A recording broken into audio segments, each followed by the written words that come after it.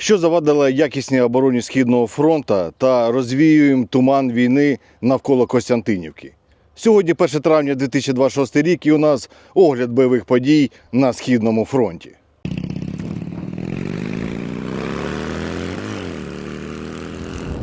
З кожним тижнем ворог активізується все більше і більше. І цей тиждень не виняток. Атаки були по усій лінії фронту. Але лінія фронту змінилась лише в одному місці. На 800 метрів ворог просунувся в районі Міньківки.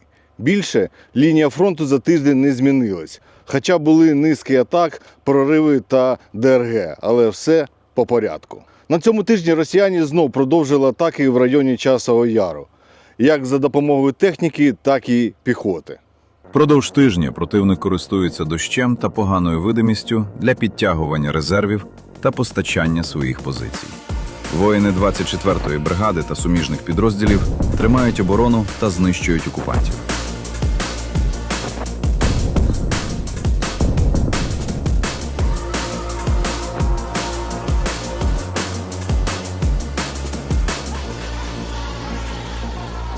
Втрати противника за тиждень. Підтверджено 21 знищеними та 24 пораненими. Уражено 359 БПЛА, танк, 7 гармат, автомобілі, мотоцикли та квадроцикли.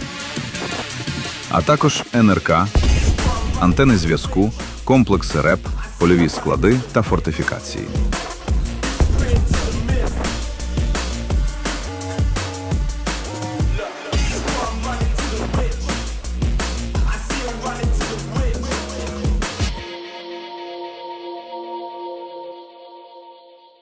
А навколо Костянтинівки взагалі розмов та догадок багато і все покрито туманом війни. Але не для нас. Російський окупант постійно використовує тактику просочення у місто по 2 чоловіка для накопичення, плюс робить невеликі штурми наших позицій. На цьому тижні значна ДРГ-група прорвалась в район екомаркету у Костянтинівці і намагалась закріпитись, але вся група була знищена.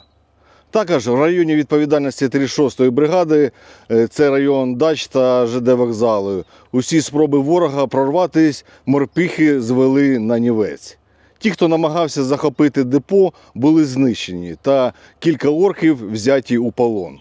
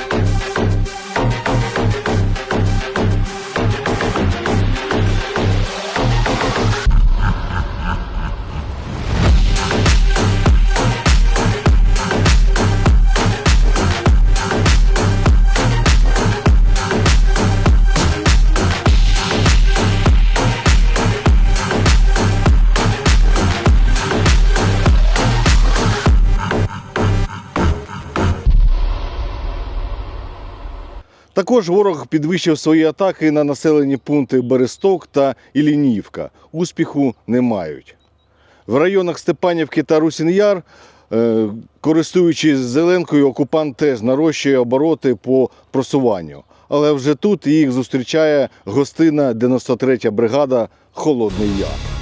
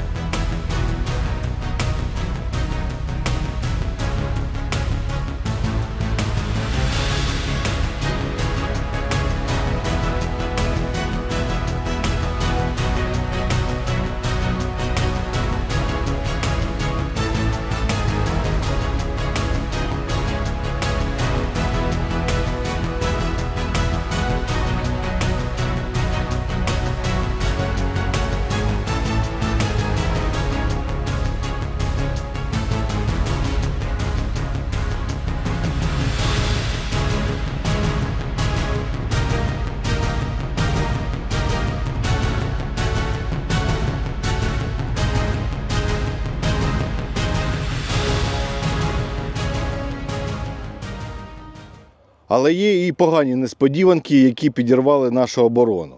Пам'ятаєте, минулу неділю по усій країні був потужний ураган.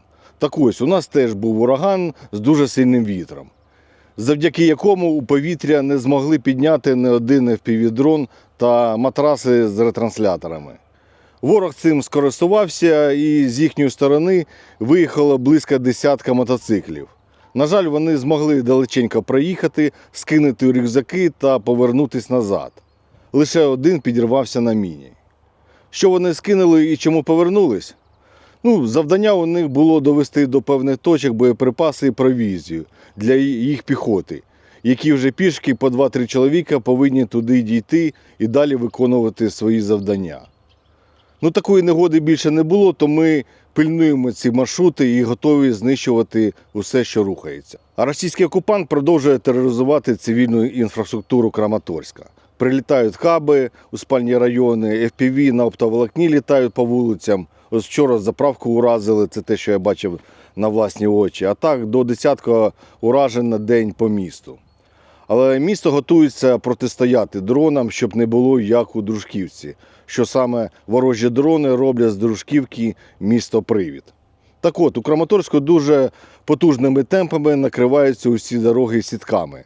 Робиться якісно, стовби з металу, троси, міцні сітки, і робиться далеко не одною бригадою на різних направленнях. Особисто мене дивує швидкість виконання робіт. То хто відповідальний за це будівництво, великий респект за цю роботу.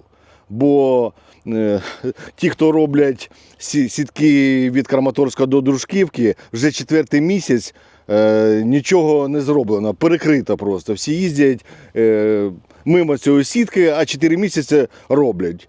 Вже б віддали іншому підряднику, який би зніс ці дерев'яні стовби з цією сіткою, яка напитує вологу. І поставили металевий, і вони б зробили дня за 3, якщо я бачу такі темпи в Краматорську. Хто там відповідальний, віддайте іншому підряднику. Що це таке? А зараз ми знаходимося у Дружківці, то я покажу трошки за кадрами, що тут відбувається. Справа в тому, що я тут не один. У мене є охорона ще. Зараз подивимося, що тут. Як бачите, тут все розбито. Це приватний сектор. Все побито. Ось моя охорона. Ось Юра. Чим ти мене захищаєш тут? Бачите, які у нас тут? Так, мавка. Від мавки Ген 2.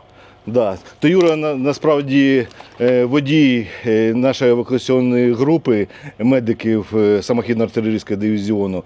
І для нього це початок Дружківки, це таке. Він виїжджає далеко за Дружківку, це до... Що там у нас іде? Кіндратівка. Кіндратівка і далі, де повна жопа, і туди я не рекомендую нікому не їздити, але До Кіндратівки. до Кіндратівки це праця у нього забирати і, на жаль, і ті, хто на щиті, і поранених, цим займається Юра. І зі мною, можна сказати, І медик. і медик, і це так і розуміло. Так, у нас тут і реб є на машині, все це, і якщо Юра чує, що десь є FPV-шка, він включає реб, займає позицію і готовий збивати. А ми продовжуємо боронити нашу країну, допомагайте Збройним силам, і ми обов'язково переможемо, бо ми не переможні. Слава Україні, слава ЗСУ, слава волонтерам, а Путін – гандон.